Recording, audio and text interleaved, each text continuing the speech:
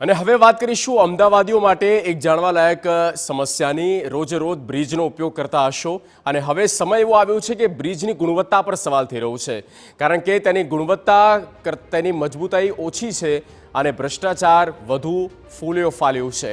હાટકેશ્વર બ્રિજની ઘટના આપણે જોઈ, પણ હવે સનાથલ બ્રિજની કામગીરીની ગુણવત્તા સામે સવાલો થયા છે, કારણ કે 10 જ મહિનામાં ઔડાના સરદાર પટેલ રિંગ રોડ પરના સનાથલ બ્રિજનું સમારકામ કરવામાં આવશે।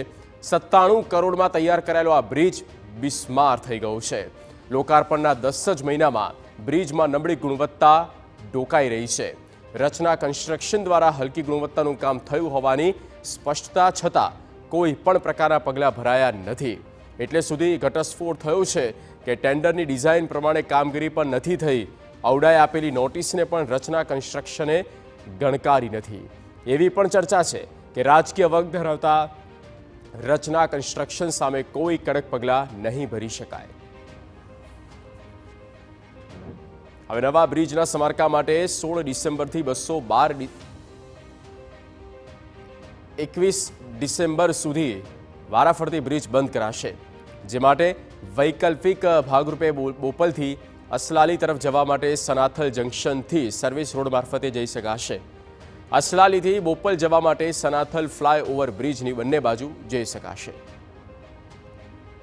હાટકેશ્વર બ્રિજની હલકી ગુણવત્તા બાદ હવે સનાથલ બ્રિજ પણ ચર્ચાનો વિષય બન્યો છે।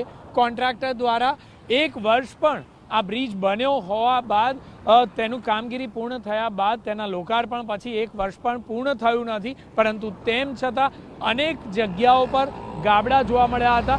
એક બે નહીં, સંખ્યાબંધ જગ્યાઓ પર ગાબડા રિપેર કરવામાં આવ્યા હતા, પરંતુ તેમ છતાં આ ગાબડા રિપેર કર્યા બાદ પણ તે યોગ્ય રીતે ઉપયોગમાં આવે તે પ્રકારનો બ્રિજ જણાતો ન હતો, જેના કારણે આ બ્રિજનું હવે રિપેરિંગ કામ કરવાનો નિર્ણય ઔડા દ્વારા લેવામાં આવ્યો છે।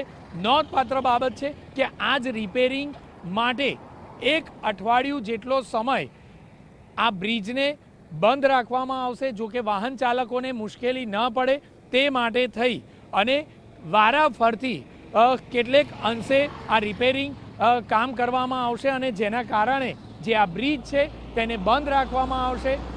મહત્વની બાબત એ છે કે આખરે કોન્ટ્રાક્ટર સામે શા માટે કોઈ પગલાં લેવામાં આવતા નથી, જેથી કરીને અન્ય બ્રિજના કામમાં પણ કોન્ટ્રાક્ટરો દ્વારા કેટલેક અંશે ગુણવત્તા જાળવી રાખવાનો પ્રયત્ન કરાય।